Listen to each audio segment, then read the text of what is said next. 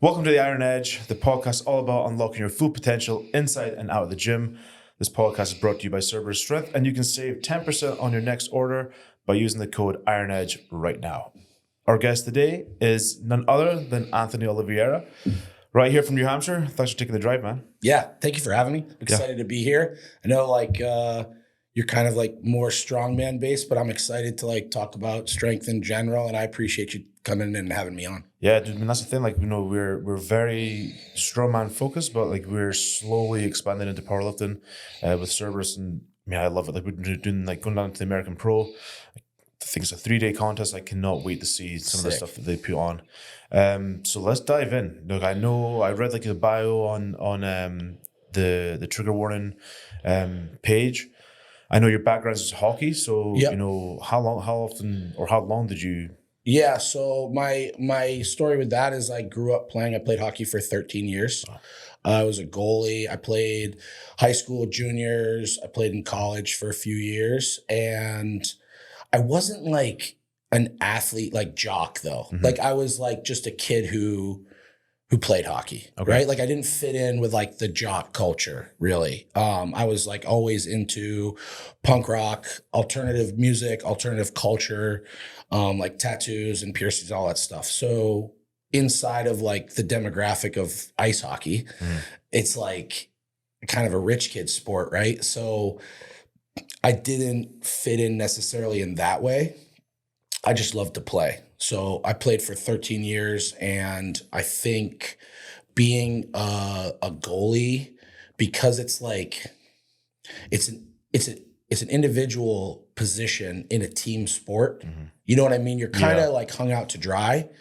If a defenseman makes a mistake, it doesn't necessarily show up on the scoreboard. But if I made a mistake, it did, right? So there was a sense of ownership of myself and accountability. I think that that lends itself to strength training, powerlifting in general, because it's a team aspect, right? You need to train with each other and all this stuff, but no one can fucking save you on the platform. Yeah. It's you, right? And so I feel those two things kind of lent itself to that. And also for ice hockey, I was kind of short to be a goalie. I'm only 5'8", 5'9", and they want guys who are over 6 feet. So I felt I was kind of an underdog, had a chip on my shoulder, and that carried over to powerlifting too. Because just having that edge, I think kind of helped, where it was well, I'm not as tall as you, or I might not be as big as you, but I'm going to outwork you. Yeah. And that'll only get you so far in athletics, but in strength training, your work directly is congruent, is right in line with what you're going to get out of it. Right. So that was something that kind of drew me to the sport in that way, where it was there's politics, but not in a way where it's if I squat 1,100 pounds, I fucking did it. And it doesn't matter if people don't like me, if they like me, whatever. And I really think that hockey kind of laid the foundation for work hard, get something out of it, and kind of enjoying the process. Yeah. I never actually thought about it, the whole individual within a team part of hockey. Yeah. And then, with strongman, again, you, like you said, you have the team mentality, you're training with other guys and all that sort of stuff.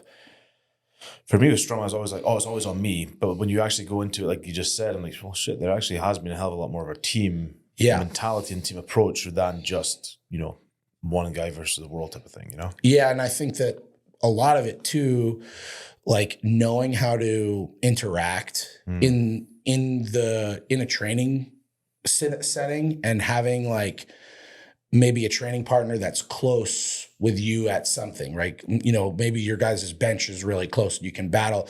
Being able to battle and compartmentalize that into I fucking hate this dude's bench. I don't hate this dude necessarily. Maybe you do. Yeah. But being able to be fuck this guy right now. I'm going to beat this dude in training. And then that pushes him and pushes you. It's the same thing as any drills that you would do in sports, right? It's you don't fucking hate your teammate, but you want to bury him in practice. Oh, 100%, because that's the only way he's going to get better. That's the only way you're going to get better. And in training for strength sports, I think it's the same thing, where it's you have to be internally motivated. Mm-hmm. But I think that more people than not, like, have that external motivation too of like their training partners pushing them, or maybe it might not even be someone you train with. It might be someone that you follow online that you're like, fuck this guy. Like I don't even know him personally, but I've created this thing where I have to beat him. Yeah. And I think that learning how to be a part, you can tell in powerlifting anyway, I don't know about, I can't speak for strongman, but in powerlifting, you can tell the people who played real sports, or I don't want to say real sports, organized sports, and who didn't, because they don't know how to lose. You know what I mean? They don't know what that means. They don't know what it means to just have someone be like, well, that guy was better than me today. Yeah. And it's on me to fix that, right? Yes. You can see the guys who don't know, or they just don't know how to compete. Where like you ever see a guy go to a competition and then all of a sudden he's used to winning all these local things, and then he goes to a big boy competition and they clam up because they don't know what it's like to have 10 motherfuckers who are at least at their level, maybe better. Yeah. And for me, that always brought out like the dog. Like that brought out like, they're like, well, fuck you then, you know? But some people, they clam up. And I think a lot of the times it's the people who didn't play sports because they don't know what it's like to be like, well, this team is the number 1 seeded team and we're the number 8, but we can still fucking beat them. Yes. And we have this opportunity.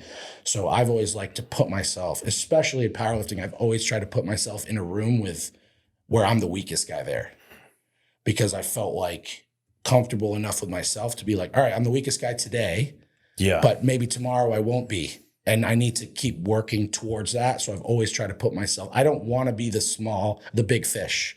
I want to be a small fish, big pond. And you see that a lot with strength sports where guys, they like to stay in this place where it's like you have the biggest bench or the biggest squat in your gym and that feels good, but they don't know what to do when they get somewhere where there's 5 people who squat more than them. Yeah. You know? That's the same as me. Like when I'm going to compete or training like training right now to come back and compete at strongman again. You know, it's my outlook is like, okay, I want to ruin someone's day. Like I want to go to a contest and ruin people's days. I love that. You know, and if I go in and have a hard training session, I'm like, okay, like I'll walk into a hard squat and like ruin some motherfucker's day. Yes. You know, and that's where my mentality is. I love that. You know, and that's what it's always been. It's always been that aggressive fuck you mentality. Yeah. And I never played organized sports, but I think for me, like that's my entire demeanor. Be it business, be it, you know, strength training, competing, even you know, it changed a little bit when I go like hiking with my fiance. Sure. Because then it turns into, fuck you, you're going to fucking kill me. Yeah. But I still, it's like that whole part of like, okay, I'm not going to stop what we're doing, you know? Right. If this sucks, then it sucks. But, you know, when we get to the top of the mountain, then it's fun. You know, right? No one can save you in those moments too. And being able to be motivated and seeing that as a way of like, instead of feeling sorry for yourself in those moments, it's like, you know, being able to recognize it as an opportunity to push yourself. And I fucking love that. Like to me, it's like you said, you want to ruin someone's day, right? And I love like that mentality, like gives me goosebumps because I'm like, fuck yeah. Like I love that. Like, I hate to say like alpha mentality, but it's almost like pit bull, killers only.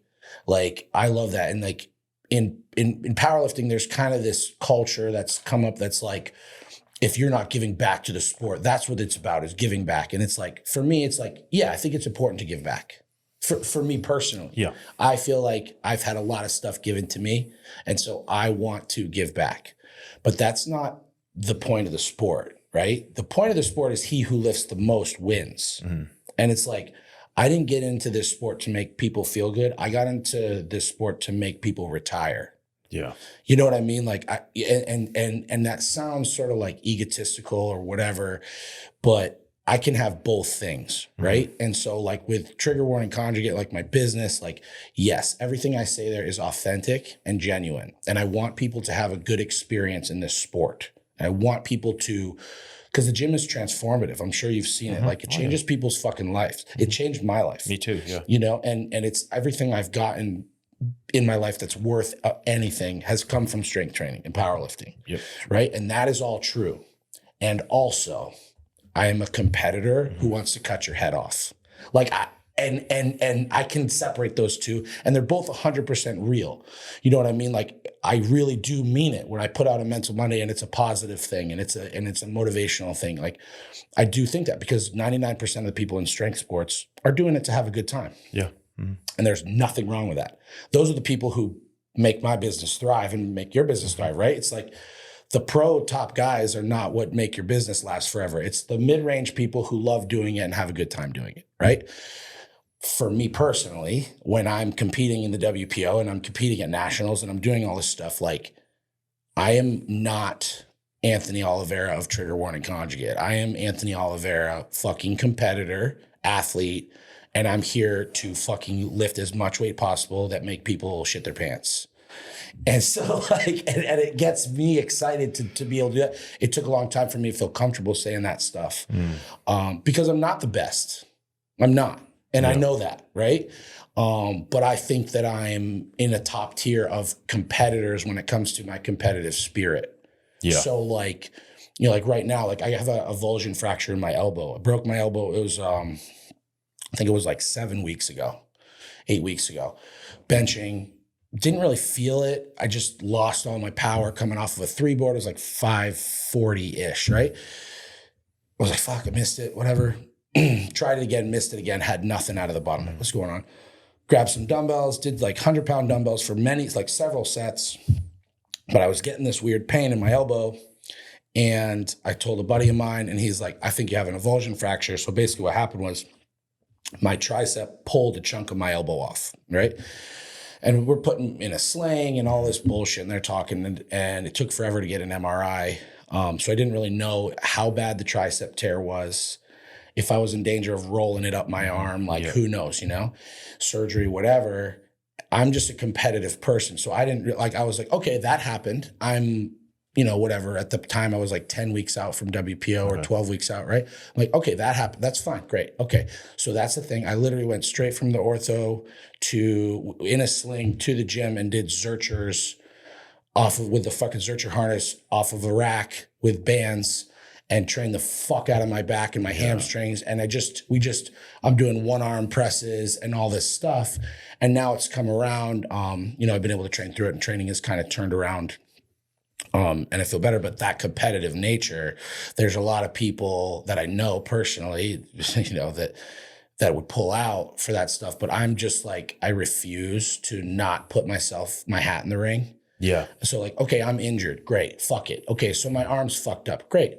That has nothing to do with my squat, and that has nothing to do with my deadlift.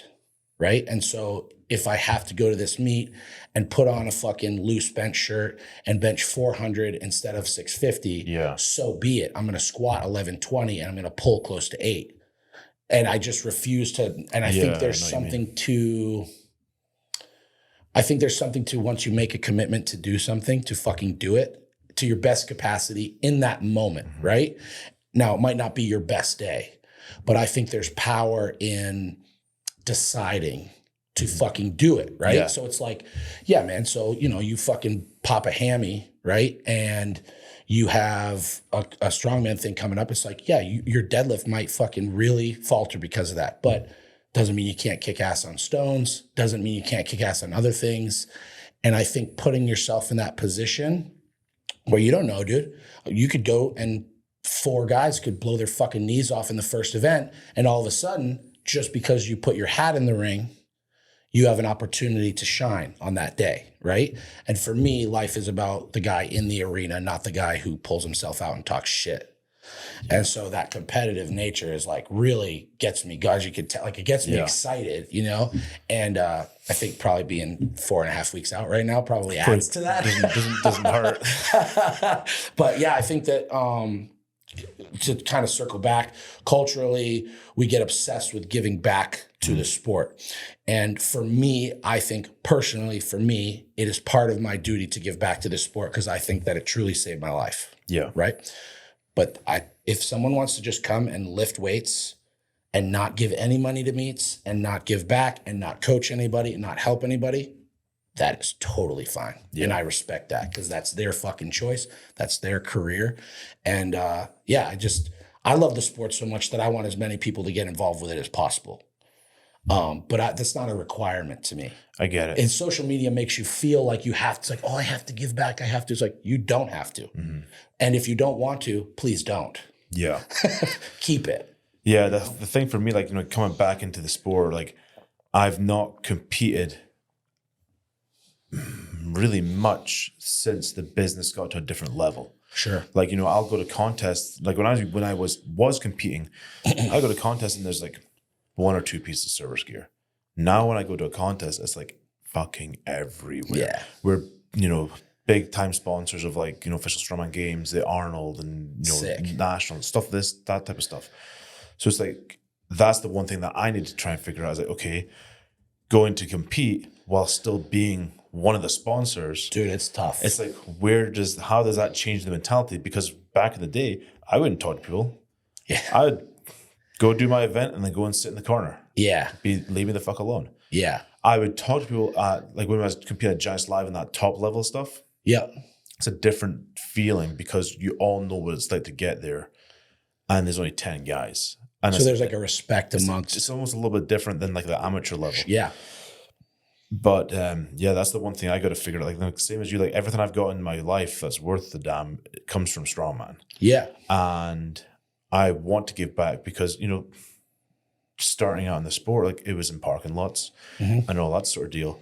And where it's at now, it's ridiculous. Right. So like I love to see like, okay, we can sponsor athletes, we can sponsor grassroots contests, we can sponsor high level contests and actually give back to the sport. But then when it comes to like brass tacks on competition day, that's the part I got to figure out. It's a really hard balance. Not be like, I have to be personable. Yeah. When that day comes. Yeah. I can't be a prick. Yeah. You know? It's difficult. I had a situation. It's funny you bring that up. I was going to ask you about that. Like, obviously, like Cerberus is bigger than Trigger Warning. You guys have been around for longer. You have a bigger reach. It's a bigger company. And I really respect what you guys do. I think it's fucking awesome. Thank you. And how you run things. You're a very straightforward guy, which is fucking rad. There's no bullshit. There's no pretense, you know? I was going to ask you, like, and you brought it up, so it's cool. So like balancing that when you were elevating from whatever it was before to what it is now, like balancing your training life with that was obviously a struggle based on what you're saying to me now. And I've kind of gone through that in the past year where I've had situations where I've had to kind of choose. It's like, okay, I can either take a nap right now to get ready to train, or I can pack these orders. Yeah. And you have to make this decision, right? And it's like, at what point do I pick my training over my business? It's like my business for me is kind of directly correlated to how well I do in the sport too. Right now, I need more eyeballs on me in that way. So for me, it's been kind of a balancing act. It's been tough, especially opening the gym. And now it's like we have a physical place that I have to be. It's made it difficult. So like, what did you do to balance those? Did you feel like you fell off a little bit because of that? And like, how did you balance those two? Because it seems like it's such a big jump. It is. I mean, and the thing for me was I sort of got, I don't know if lucky is the right word. Sure. But I had so much other stuff going on in my life that I'd already pulled back from the sport a little bit. Yeah. Right when the business was getting to that stage where because it was just like a whatever type of deal. You know, I had owned a gym out in Washington State. Cerberus was doing okay, but we weren't making tons and tons of money, you know? Yeah. And then I finally clicked on where I was making like a couple $100 a day. I was like, oh, this could actually be something. Yeah. And that's when like I basically moved out the East Coast. And then I was like, okay, when I got here, I didn't reopen the gym. I moved all the stuff because I was like, I'm going to get pennies on the dollar for the gym equipment. I moved it all here and then just focused on Cerberus and just pushed and pushed and pushed. So I was able to like be removed from the sport in a competitive aspect and focus on work.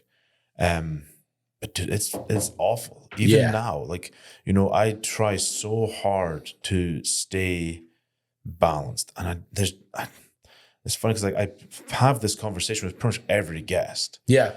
I don't think there is a balance. I think, like, you know, guys, we had Evan Santapani on a couple of days ago, and one thing he said was like, you know, it's basically it's an ever changing balance, you know, and that's really, I think, probably the best way to look at it. Like, you know, like at some points in time, you're gonna have to put 80% into business and 10% to home and 10% to training. Yeah. But then on the next day, well, because you did all this work in the business, now you can pull back. Yeah. Or you might not necessarily pull back, but you've got like less tasks to do that day. So you can do 50% on the business, and then you can go and do, 30% or 40% in the gym and 10% at home and have a killer day. Yeah. And it's just finding that balance. Like the thing I'm trying to do now is basically just give myself like, okay, because I drive up from like basically Worcester every day now.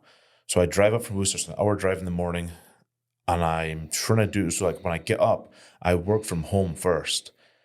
That way I can miss traffic. Oh, yeah. And get work done. Sure. And then come up here, touch base with people at the warehouse, and then go and train, and then head home, and then have family time as well. Yeah. And it's now, I mean, honestly, like I say this to Devin, my warehouse manager all the time, like having him come in changed the entire thing. Yeah. Because you can delegate stuff. Can delegate. I'm not spending, 8 hours a day packing orders and then being like, okay, well, it's, I've been here since 7 a.m. It's now 3.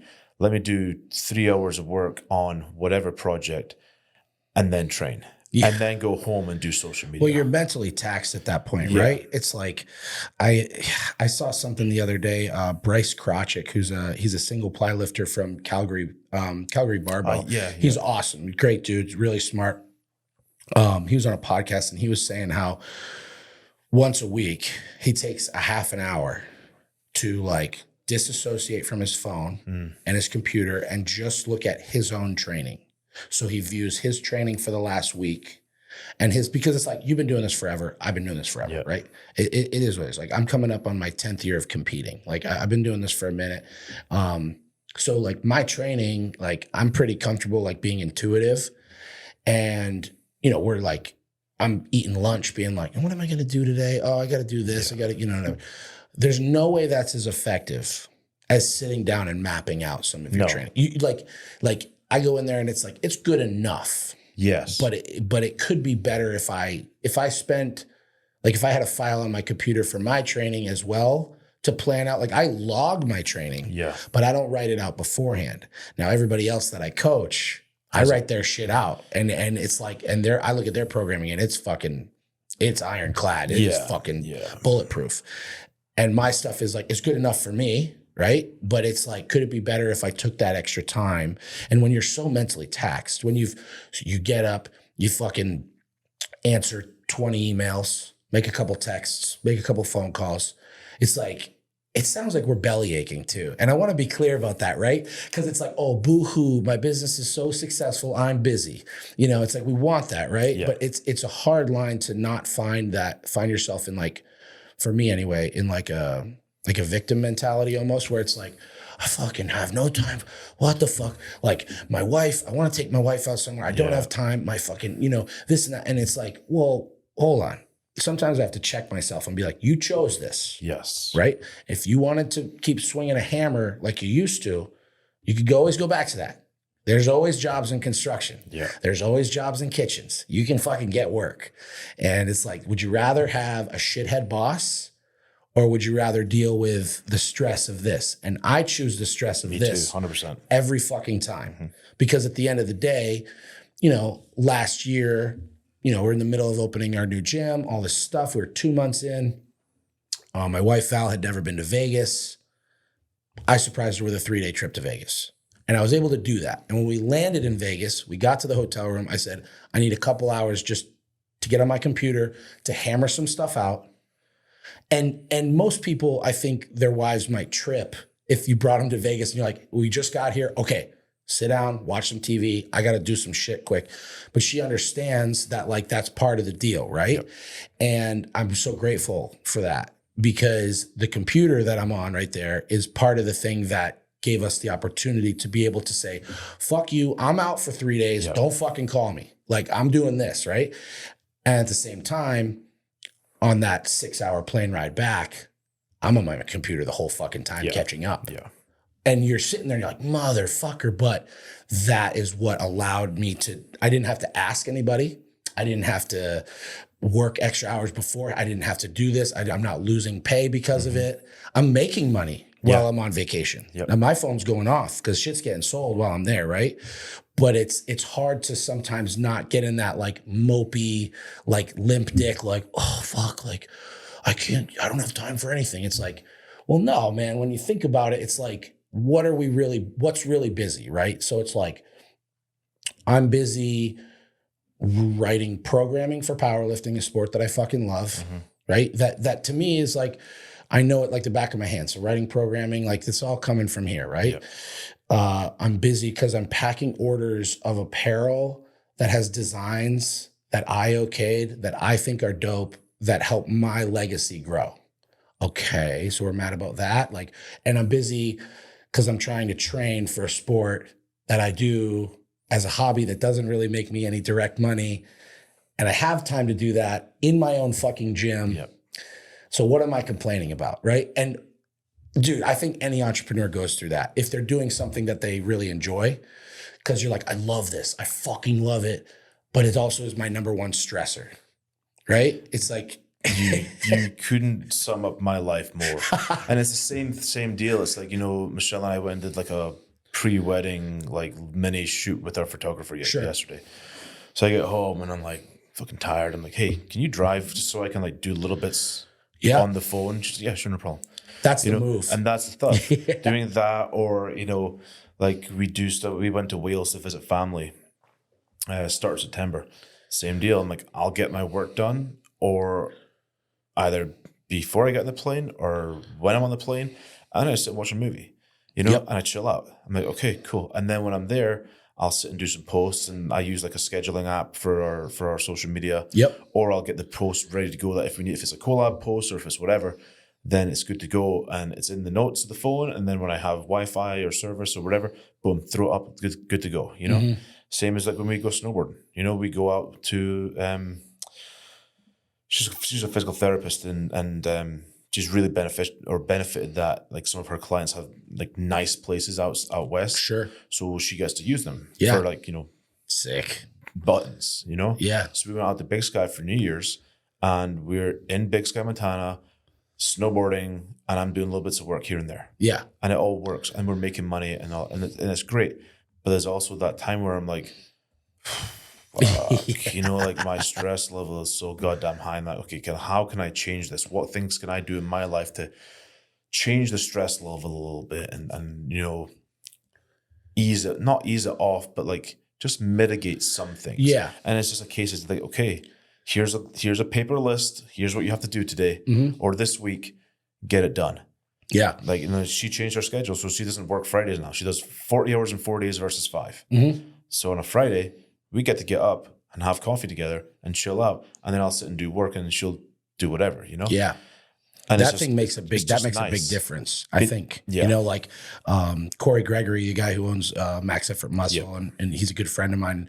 He said to me one time, I don't know many successful people that have chaotic home lives. Yeah. Right. Yeah.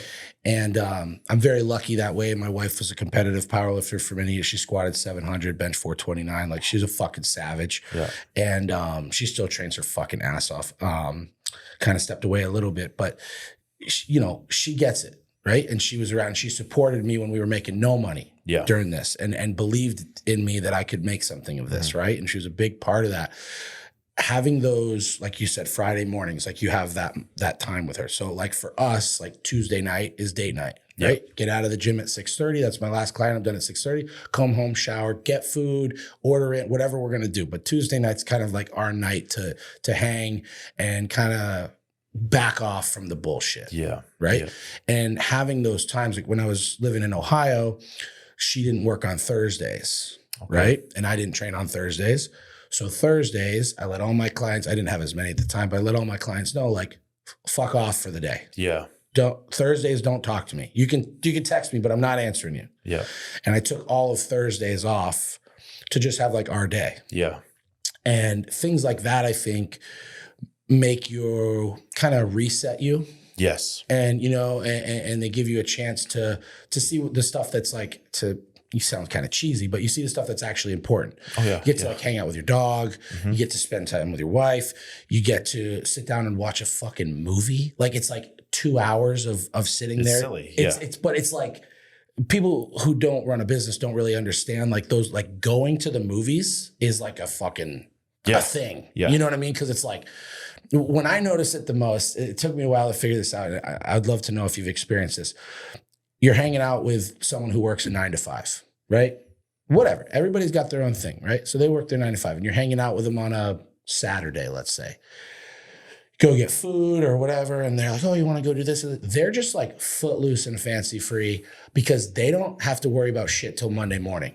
Right. And there's a totally different vibe because like to me, like, yeah, I might have that time free, but somewhere in the back of my head, there's this little thing that's like, you got to write program for 7 people tonight.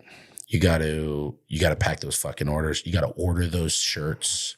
You know, there's like these little things where it's like, oh, you ordered food and you're waiting for your appetizer. Oh shit, I'm gonna just check this real quick on my phone, whatever. And they're just fucking off. Oh yeah, right.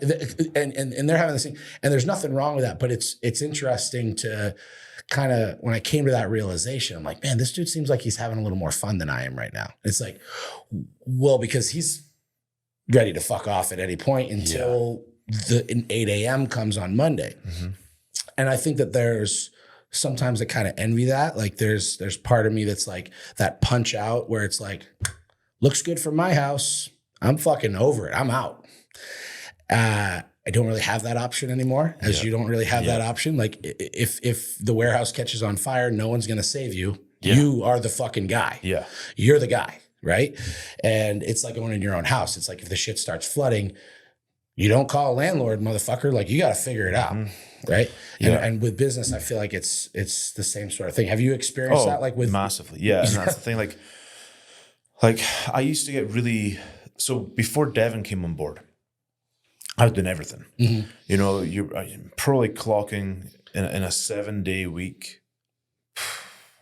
I don't fucking It's impossible, right? Because it's like, does it count? Easily over 100 hours. Yeah. 100 hours. Because you're taking a shit. Dude, and the thing, texting people. Yep. And I used to live around the corner from here. So, and the apartment complex didn't really have anywhere to walk the dog. It was a parking lot. So I would drive down with the dog and just walk. We walk off leash all the time. So he would just run around and I would just be walking around here. I'm like, well, since I'm here, you know, I'm already here. Dangerous game. What dude. else is there? What else can I do? You know? And I would be here for 3 or 4 hours. Yeah. And I'd be like, fuck, it's 11 o'clock at night. Yeah. I gotta eat and go to bed. Fuck. And then, you know, be back here at 7 a.m. And that's a deal. And like even stuff like, you know, I went into the bank yesterday to cash like a couple checks. And then talked to my bank manager, and as I'm waiting for stuff, I'm sitting doing social media when they're cashing stuff. You know, do that when I you know, eating lunch. Yeah. I now if I have a meal, I force myself to stop what I'm doing and put YouTube on. Oh yeah. I've started watching movies on my phone to like, so you can focus on eating and just like kind of have a minute for 10 minutes. Yep. It's like I'll put like Gordon Ramsay stuff on and just laugh and be like, okay, I feel actually a little bit less stressed now. Yes. Like these motherfuckers are having a terrible day. But I can chill out a little bit now. Yeah. But like I've done that sort of stuff. Yeah. And then I used to get really, like I said, with Devin, like having that massive time sort of like commitment to the business when he first started, and he's doing orders, and now I'm like, okay, now I can do all these other things. Yeah. I still struggle with it, and this is him. He will be 3 years in. Is that right? 3 years in November, I think it is. No shit. Since he started. And I still struggle with it, that I feel lazy if I don't do a bunch of work. Yeah. And now I'm like, okay, like, you know, like if you can get all your work done in 6 hours, then just be happy with it. Because there's like, you know, extending your day for another 4 hours for whatever reason makes no sense. Yeah. You know, like go and lift, get 2 hours there, and then go and have an extra 2 hours at home with the dog or with my fiance or whatever, you know, like that's far more important, you know, and even stuff like where I'm like, you know, her and I were talking the other day, and she's like, you know, you used to have a really good thing going on where like, you know, you'd go and walk the dog, you felt like you seemed less stressed. And I'm like, yeah. And then the business took over again. Yeah. So I'm like, you know, And he's like, the dog's not getting any younger. Yeah. He ain't gonna live till 50. Yeah. So I'm like, okay, I gotta start walking the dog. And actually just putting the phone away and dissociating. Yeah. And enjoying the time with the dog versus just walking with the dog. You know? So yeah, those are huge moments too with the animal. We lost 2 dogs in the last 18 months. We've had to put 2 of them down. Hardest thing I've ever I was a homeless drug addict, and the hardest thing I've ever gone through is putting my 2 dogs down. Yeah. And I felt so blessed that I hate using that word, but it's just the truth, like that I had those extra moments with the dog, like being home, working from home, having the moments with Winnie when she was going through the cancer stuff was huge. And when I was training at Westside, everything was like so intense. And one of the things I did to calm myself down a little bit and bring myself back to reality was going to the dog park with Winnie and just sitting there and letting her, like she didn't really run around much at the park. Like she wasn't that type of dog, but just watching her destroy a ball for 20 minutes and just sitting there and chilling and having those little moments, I think are super important and kind of humanize us. Yeah. You said something about feeling lazy. I think that that's an interesting one too. And I don't know if you experienced this with your fiance, but like, I'll say stuff like that to Val. I'll be like, man, I'm fucking lazy, dude. I feel like I'm not doing anything. And she's like, you're fucking crazy. You work harder than anyone that I know.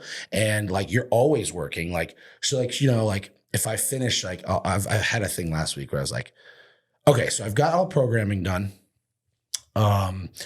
I could set myself up like I'm trying to figure out what to do. Like I could set myself up. I could write the programming for the next 2 months right now. I got a couple hours, Do you need help with dinner? Like, and she's like, you should sit down and just like watch TV. Yeah.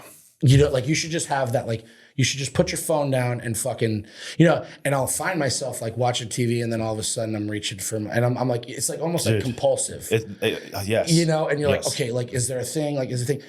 I think part of what helped me is being a little more secure in my business, right? Like Cerberus isn't going anywhere. If you have a DM that you don't check for 18 hours, you're not losing that fucking client. You're not losing that customer, right? Obviously you want to try and be as good to people as you possibly can. And if you can answer right away, you fucking can. And that's great.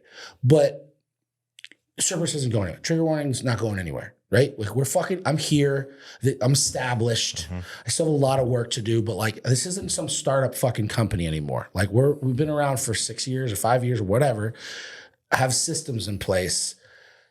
I don't have to be so anxious about responding to every comment as soon as it comes in. You know what I'm saying? It's like, post it, leave it alone for several hours, come back, respond to what's there, fuck off for a little bit. Like, it doesn't have to be this constantly going thing, right? And being in constant communication, something that Val's been pushing for me to do is making myself a little less accessible. Yeah. Yeah. Because she's like, people can get to you really easy. And that's a good thing, but make them work for it a little bit, make them wait just a little bit, because it's almost like you first start dating someone, they send you a text and you respond immediately. Well, then now you've set a precedent.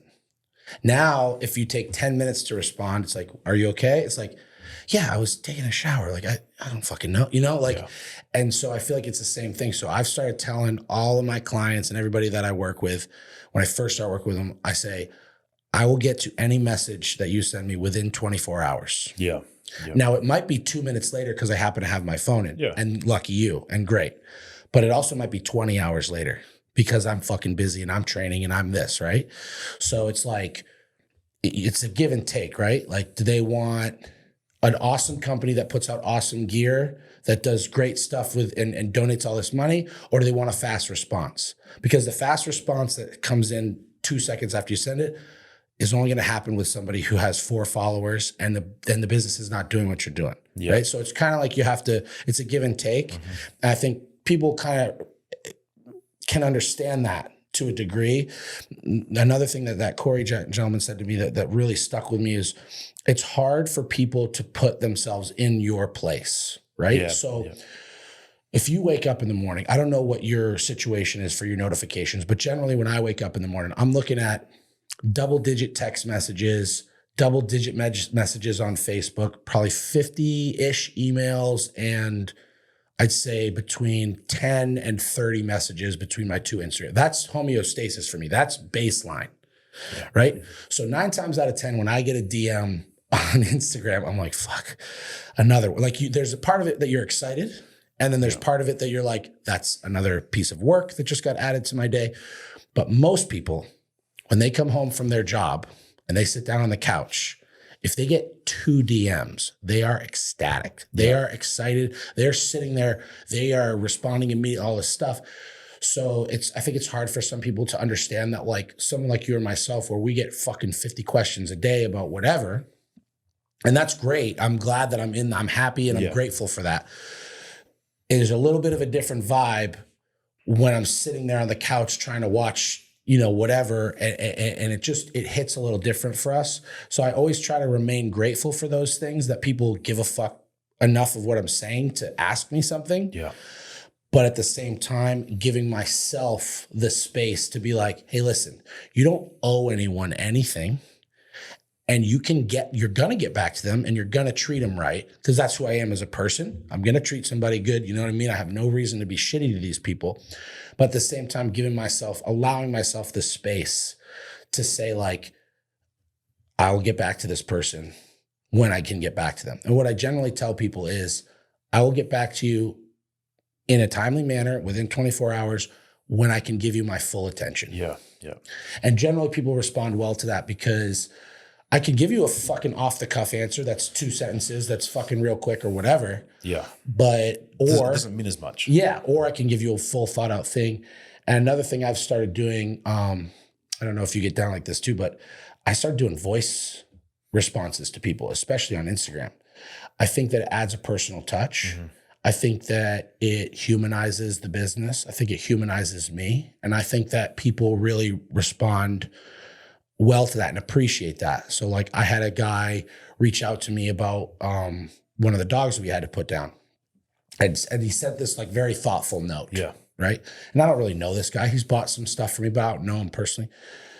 And I responded with a voice message to him, because I thought that he took the time to write this very thought out thing that I thought was, it mattered to me for whatever reason. And so I said something back to him in a voice message, and he was really grateful for that, because now he feels like he has a connection, right?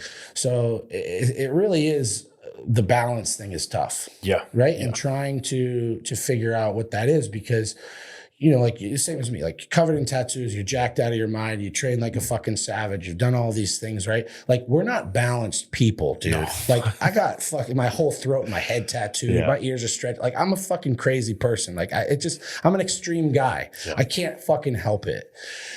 So balance is difficult because whatever I'm doing, I'm fucking doing it. Yes. Like, if I'm going to do powerlifting, I'm going to do equipped powerlifting. I'm going to lift the most weights possible, and I'm going to do it until I'm fucking dead. That's how I am. And that's why you're successful, where the people who have businesses that start all right and then fall off are the people who are like, it's fine, I'll do it tomorrow. Yeah. Yeah. And that's the thing. Like, for me, the whole notification thing, I got to the point where I had to turn off like the push stuff for Instagram, because it's tough, dude. It was like, especially now when we do like collab posts with like HQ in the UK. Oh yeah. Like, we'll do like Friday fails, and it's 1,000 likes and Christ knows how many comments. Yeah. And that's for one post. So like, it's funny, because like, I'll get up and I got to get back into it, but I would get up and I would sit on the air dyne and I would do cardio. And that's when I would go through all the DMs. I'd respond to all the DMs. I'd, repost in the story, blah, blah, blah, blah. And then 4 hours later, I'd open up and I'm like, how in the hell do I have 18 DMs again and 100 odd likes and 30 comments? And I'm like, what on earth? Yeah. And it happens 4 or 5 times a day. It's fucking good, though, great. Right? It's so weird, man. It's like, great. And then you're like, fuck. I was like, okay, what's on Facebook? Oh, Christ. Yeah. But I'm like, okay, this means we're doing okay. You know? And that's the name of the game. The one that's fun for me is when you so I do, I would say 90% of my coaching I do through email and on Facebook, through email and stuff. When I've got so many DMs or emails that by the time I get to the bottom of them, right? People are responding to the ones that, and they're already coming back in. It's like, holy fuck. Like, you start getting like, it's like the notifications of the responses to earlier messages are coming in while I'm responding for the first time to other ones. And you get into this loop. So I've started giving myself like little time constraints where I'll be like, okay, like it's 11:02 right now. At 11:40, I'm closing my computer and I'm eating lunch. Yeah. Like I'm packing orders. It's like, okay, like yesterday I was packing orders. We did a pretty big job. It was good. I had, a bunch of shit to pack. And I'm like, okay, I'm training. I train at 6. I take a nap. It's part of like hockey culture is the midday nap. I don't know. Okay. I take a nap. It makes me feel, a lot of people makes me feel groggy. I love it. So I usually lay down around 2, fuck around for about a half an hour on my phone, like notification stuff, and I'll sleep for an hour, get up, eat, go to the gym, right? Yeah. So I'm sitting there, packing orders, and it's getting close to the time. It's like, it's 12:45. I'm like, you start looking, time is starting to go faster. And I'm like, okay, at 1:30, I'm done packing orders. I don't care how many are left over. I'm going to bring them to the post office, come back, have a snack, take my nap. Yeah. And instead of being like, fuck, I got to rush, I got to do another thing. I'm like, nope, I'm going to do that. And then I'm like, okay, tomorrow I know I have this podcast to do, right? Go back. I have one client. I've got 2 hours before I have to go back to the gym. I'll pack the rest of the orders then. And time management, it's crazy, man. Like shit you learn in school starts bleeding into this stuff. And it's just, I don't know. It's so interesting to me. I have a business degree. Okay. But honestly, just to put it out there, like honestly, like I learned more about business when I was dealing drugs than anything.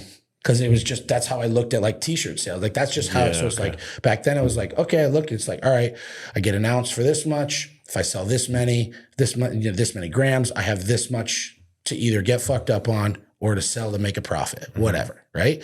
And that's how I started looking at apparel. I was like, okay, if I get 30 t-shirts, it costs this much. I sell them this much. Whatever, this is how much in my pocket. But if I can get 50, I get a little bit of a break and and then you start doing this math. And that's how I've kind of learned how to do all this stuff. So it's interesting how different skill sets come in at different times, and they almost every one of them apply to training and the business, right? Because we might be talking about, if I get, if you're ordering equipment, it's like if I get 1,000 knee sleeves made, they cost this much. If I get 2,000, they cost this much. How much am I going to sell? What's the risk versus reward? No different than being like, I've got 4 sets of tricep push downs. Yep. Now I know I have elbow issues. Is it worth the risk to do a 5th? Is it not? And the only way to figure it out is to do. Yes. Yep. And with business, I found that to be, I don't know if you're a planner or not, but when I started doing this shit, it was fucking wild, wild west, like yeehaw, motherfucker. I had no idea what I was doing. But the way you figure it out, again, to circle back, is put your fucking hat in the ring. Yeah, and I do the same thing. I mean, like when I, so my background is engineering. I have a master's in chemical engineering, never used it. And then I actually moved stateside and retrained sports therapy. And I got given this business, or I got asked if I wanted the opportunity to sell some stuff. I said, yeah. And then it just slowly built. And then when I clicked on, I'm like, okay, let's go. And then for me now, it's like when I first started, like you said, it was Wild West. I'm like, okay, I have no idea what I'm doing. I'm making it up all on the spot. Whereas now there's systems. It's like we have systems for our emails now as well. Where like we flag them. So I have like, okay, like if Devin has to deal with something, it gets flagged green.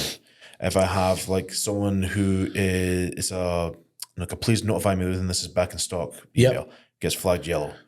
If it's a sponsorship request, it gets flagged purple. Yeah. If it's my own personal stuff, it gets flagged gray. That's the stuff that like takes a while to set up, but it saves your time in the long. It's like doing stuff on the back end to set yourself up for the future.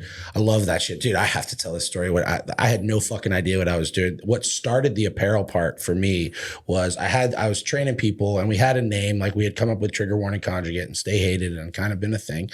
And my buddy I had the logo made, and one of my original clients was like, I'm going to get some t-shirts made for just the OG crew. Like there's 10 of us. I'm just going to get them made cool. I was like, great. I'll pay for them. Shoot me one, whatever, shoot Val one.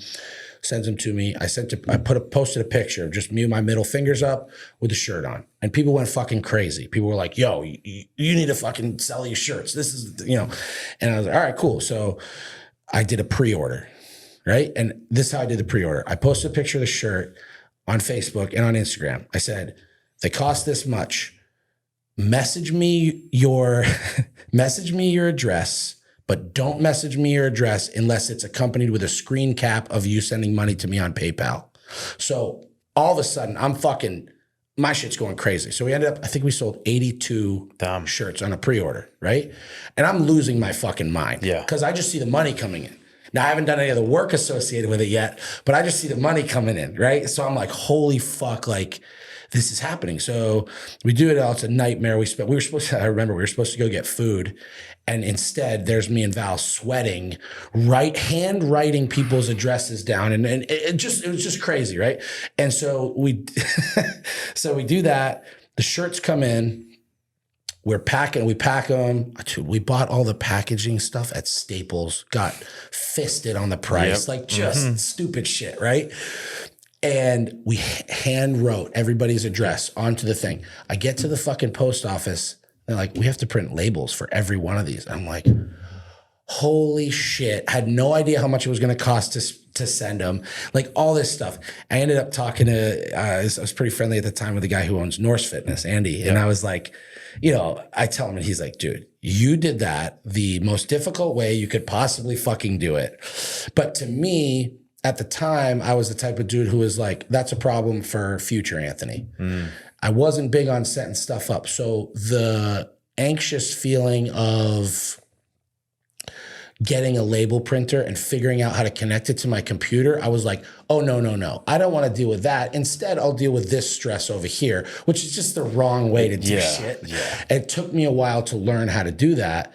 But just sort of like a story that kind of accompanies that, like, I'm an all-in motherfucker, like, as we talked about, right? Like, I'm that guy, like, and there were a few moments when we were building the business that I had moments of like, this is what I'm fucking doing. Yeah. Right? You know those moments where you're like, there's a crossroad, right? And you have to bet on yourself or not. And I was always the guy that just was like, kind of like, well, why not me? Like, why the fuck not, right? So I'll never forget it. Like, Val was kind of like, she was working as a waitress. Money was really tight. I was doing construction, but we were between jobs. I'd been laid off. It was kind of this weird, we were fucked for money. Yeah. Had to pay rent in a few days, whatever. I was like, how am I going to do this? Fuck it. Let's do beanie pre-orders. So I got a mock-up made without checking the price of what they would cost me. Let's do and I was just like, all I need is this money in now. Yeah. And we'll pay our rent and then we'll figure the rest out. Yeah. And it ended up working out. I went online, I like looked up like what other companies were selling beanies for. I'm like, oh, well, if they're selling them for 25, I could sell them for 22. Fuck it, whatever. And we made like no money on the beanies, but we got our rent paid. Yeah. And to me, all that showed me was just like, I can do this. Yeah. I can make this fucking happen. Yeah. And when you bet on yourself like that, we have to, right? Yeah. If you're going to do this stuff, because basically everyone outside of our tight circle is telling us that we can't do it, right? It's the same thing as strength sports. Everyone's going to tell you, like, when I told people I wanted to squat 1,000 pounds, everybody except basically nobody was like, that's fucking crazy. And I was like, well, I believe that I can do it, so fuck it. And I've squatted 1110 since then, So it's like, you have to bet on yourself. And when it all comes down to what you do, it all comes down to, it's on me. No one can fucking save me with my business. Like, I'm the guy. And I'm in a kind of a unique spot where, like, I am very much the face of my company. So like, my success is kind of directly related to how I act, how I'm perceived, and so I really have to like double down on like being genuine, because I don't have it in me to have a face on, right? So it's like, what you see is what you get. It's kind of even the motto of the company, like, stay hated. Like, it is what it is, man. You're going to like it or you're not. I'm going to do what I'm going to do. And staying genuine that way and believing in myself has probably been the number one reason why the company has been successful. Yeah. Yeah. You know, because it's like, someone said to me a long time ago, like, if you tell the truth all the time, you don't have to have a good memory. Yeah. And that's how I've applied like my business stuff. That's how I've applied culturally what I think with powerlifting and stuff. That's like, listen, like I'm an intense guy. I love this. If you fuck with me, sick. I love you for that. That's awesome. Like I appreciate the support. If you don't like me, that's fine too. Yeah. Yeah. Like, and I'm not going to lose any fucking sleep over it because I know at the end of the day, the people who do like me genuinely like me for who I am and what I'm about.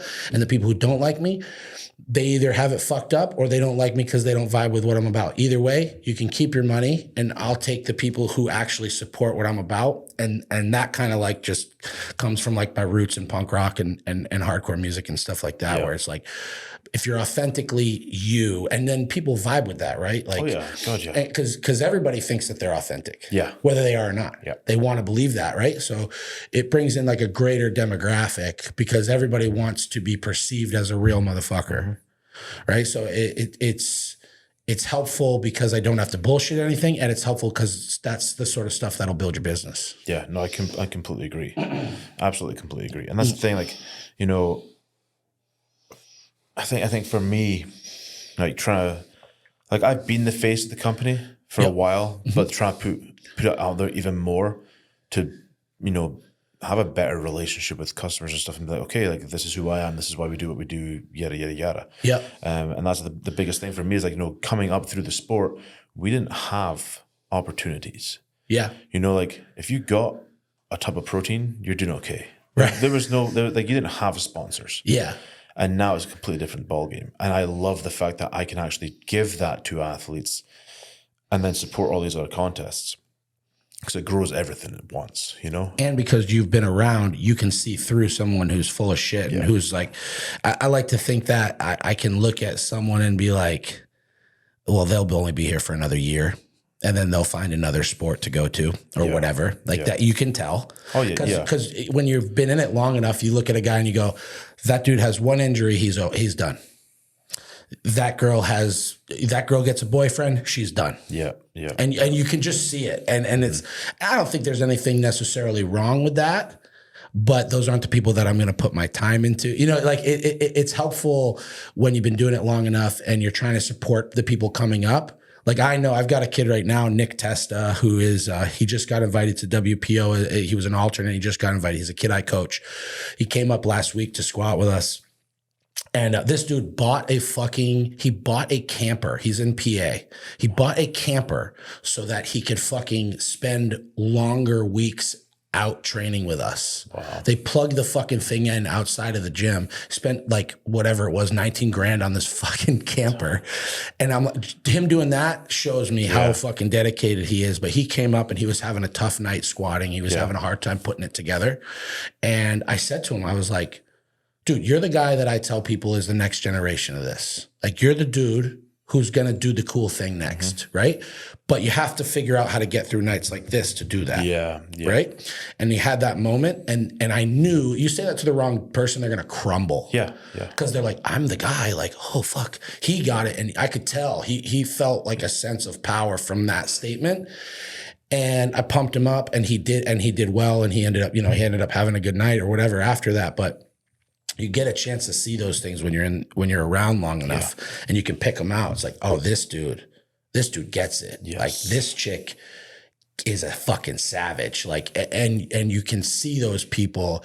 And I think when it comes to, to bring it full circle, when it comes to giving back, those are the moments that I feel like I'm truly giving back, because you see someone and you're just like, oh, this dude is going to rise up into something, and I can help facilitate that. And with sponsoring stuff and putting a lot of money into this and all that, I'm sure you feel the same way, where you see like, oh, this competition right here is kind of grassroots, like you said, but it's going to get legs and it's going to go. Yes. Because I've seen the ones fail, and so I'm going to put some fucking stock into this, and I'm going to give that. I love having those moments of like being able to drag greatness out of someone or something. You know what I mean? Where you see like, oh, like this competition, if I put an extra grand into it, is going to give it the legs to make it huge. Yes. And it's like, for me, it's like me saying this thing to this person is going to drag a total out of them today that they wouldn't have had. And that's like something that I feel like I have a skill at. Yeah. And I really try to put it out there with these people where it's like, I'm going to get every fucking ounce out of you that I can. And I watched Louis do it for years. Dave Hoff's done it with me. I watched Laura Phelps do it with my wife and with many other lifters. And I love that aspect of it, giving back in that way where it's like, I'm going to give you just the confidence to do something I already know you can do. Yeah. But you don't know you can do it yet. Yeah. You know what I mean? And to me, that gives me a sense of like accomplishment because you changed that person's life or you help them elevate to this level that maybe they didn't know they could get to. Well, and then, you have the elevation of the personal side of the development as well as the athletic, just because of those little things. It's all up here. 100%. We were talking about that last night. I had a good bench night. I don't want to put out there what I did, but I had a good bench night last night, given everything. And one of my training partners was kind of like, how? And I just told him, because I decided to. Yeah. I don't know. Because I fucking said that I was gonna, so I did. And it's the same thing with the business. It's like when you decide like, oh, we made X amount this month, we're gonna make this much more next month. And it's like, why does that happen? Because I decided it was gonna fucking happen. Yep. Because I said I was going to, and that's what I'm gonna do. Yep. And it's like, even if you come up a little short, you got as much as you could. Growth. That's the main thing. As long as it doesn't matter if it's 1% or 10% or 20%, as long as you have positive growth, be it month on month, or what I do is I look at month compared to previous year. Oh, yeah. Because then that way you can see sort of timelines of the year as well. Oh, yeah. And that's the stuff that I find myself on my phone, laying in bed, looking at night. That's the stuff, like, it used to be fuck around, like YouTube shit or whatever. And now I'm like sitting there looking at my Shopify app, being like, okay, so last month we sold more black t-shirts. So maybe this month we'll change that or this or that. And like the wheels are spinning always. And I love it. I feel like we've kind of had a little bit of a bitch sesh about like things that frustrate us, and I think that's normal, but like I enjoy it. And I do the highs so far outweigh the lows, like massively. It's not even fucking close, dude. And when I've had, I know we're running short on time. There's just like a few things that I'd love to share is like we went out to nationals in Utah in the summer, and I wasn't competing. I was just coaching. It was a 2-day event, and I basically spent 2 days talking to strangers. Yeah. They, like you said, like people now know me when I go to these places, and it felt really fucking good to be able to talk to all of these people and put myself out there and have these people know who I am and ask for my opinion on stuff. And I never thought that I would be this knowledgeable about something. Yeah. You know what I mean? It's like in school, like I learned enough to pass, enough. You like learn stuff to just put it on the paper and to just do the thing. But now it's like, I could have someone come up to me and say like, I've got a kid who's 180 pounds. He squats this much. He keeps missing this. We do this for speed work. We do this for his accessories. Like, what do you think? And I don't have to think. It just goes. I'm the same when it comes to strongman. I love that, right? Isn't that like a powerful feeling? That's great. Yeah. You know what I mean? Because you're like, for a while, it's like, do I know what I'm talking about? You like imposter syndrome? Yep, massive. Massive imposter maybe, syndrome. And I felt like I had to qualify stuff where I had to be like, well, this is just my personal thing or whatever. And now I'm like, no, this is what you need to do. And I know that because I've coached hundreds and hundreds of lifters, and I've trained around the best people in the fucking sport, and I've dedicated my life to this. So when I tell you, you don't need leg extensions, you need RDLs, that is what you need. And I'm confident in saying that, and I'll go toe to toe with somebody. Yeah. You know what I mean? Yeah. It's a really great feeling, dude. I feel really fortunate to have found myself, that I found this sport and strength sports in general, man. I'm right there with you. It's incredible. Yeah, you know, it's absolutely fantastic. It's transformative. Like I said, like Louis used to say, the answers are always in the gym. Any answer you could find, any answer that you're looking for, you could find it there. When we, if I can bring it up again, but you know, we put down my 3-year-old dog, suddenly had a back injury and then got myomyalgia. Basically, over the course of 24 hours, his spinal cord just fell apart and we had to put him down. It was like the saddest fucking thing. We drove from Concord, New Hampshire to Boston at midnight. We were there until 2:00 in the morning. We put 10 grand down on him to get the surgery. We drove back. We get a call in the morning that there was no surgery that could save him. And then we had to go back down and put him down. And in that moment, I talked to my training partners. I told them what happened. And I said, you do not treat me any different tonight. Like, we're back to normal. Like, this is my normal. Yeah. And I feel so fortunate to have that outlet, because I feel like a lot of people in that situation would have driven home and sat there and just stared at their wife and cried all night. And it's like, and we did that later on. Yeah. But the gym gave me that moment of like escapism and like let myself have this like internalized dialogue, like introspective, where I got a chance to like, you know, you feel when something happens to your animal, you feel guilty, even if it's not your fault. And I had that 1.5 hours of squatting to like almost punish myself for that and help me get through that, the pain of that. And I think the more people that can get exposed to gym culture in any way is a good thing, whether it's strongman, CrossFit, powerlifting, bodybuilding, bro lifting. I don't fucking care what it is. The more people we can get in there, like it's just for the better. And anything you need to find out about yourself, you can find. Like, you wonder if you're a pussy or not, train for a couple of years until you get hurt and see if you keep training. You'll answer your question pretty fucking quick. Yeah. You know what I mean? Like, are you upset about something? Go to the gym and work out for 2 hours and then see if you're still upset about it. If you're still upset about it, then it's probably something worth worrying about. And if you're not, then it's not. You know? And so I feel really fortunate, and just, you know, being able to build relationships like this and stuff, like it's all through lifting weights, and people think we're just big dumb meatheads. But it's like some of the smartest people I've ever met were some of the strongest people I ever met, because they have that extra thing and they understand it. You know, like, do you know Bill Crawford? Natural Stone guy. So he's from the town I live in. And he said to me, he said 2 things to me that changed how I look at things. He said, when you're at your first big meet, look around, take a minute in the warm-up room and experience it. Everybody's worried about the top of the mountain, but it's the travel that matters, right? And then the other thing he said to me was that lifting weights matters. And when you're old and you look back on these times, you're going to look back and you're going to say, we were fucking doing it. We were doing something, and we were doing something that mattered, and it matters to a lot of people. And a lot of people want to make it into maybe an immature or a kid type thing. And I don't feel that way. I feel like it's a very mature thing to do. And I feel like it's something that can change a lot of people's lives. I genuinely could not agree more with you. I know that you got to get out of here talking about clients, going to go bounce on the road and head up and train some people. So dude, I thank you so much for stopping by. Of course. Loved it.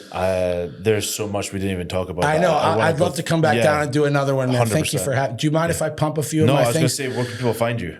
So Trigger Warning Conjugate is my brand. On Instagram, it's trigger_warning_conjugate. If you search that hashtag stay hated, that's the one. The website is twcstayhated.com. And if you go on there and sign up for the email list, you get 4 free weeks of programming. You get a discount code. You get, and it's not like scammy, like you can unsubscribe. It's like not a weirdo thing. And you get first dibs on apparel. My personal page is Anthony CW13. And me and my wife own a gym called Anchor Athletics. Anchor Athletics NH is the Instagram. If anybody wants coaching, if they have questions, I have a subscription site. I have coaching from $15 a month to $300 a month, depending on what you want.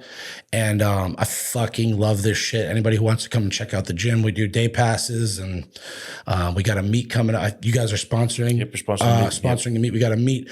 I don't know when this drops, but November 18th. And our meets are fucking sick because we have great sponsors. We give out a bunch of swag, and the parking lot's always full. We have hundreds of people there. We always donate a bunch of money. This one we're in remembrance of the first hour we had to put down earlier last year. And we always give 50% of the door to the local SPCA. And then we also have a donation box for like food for dogs in the shelter. So, and last time we fucking had to almost take 2 trips because there was so much stuff. That's awesome. So dude. yeah, powerlifting and strength culture is fucking everything, dude. Thank you so much for having me. I really appreciate it. Appreciate it. Really appreciate it, man.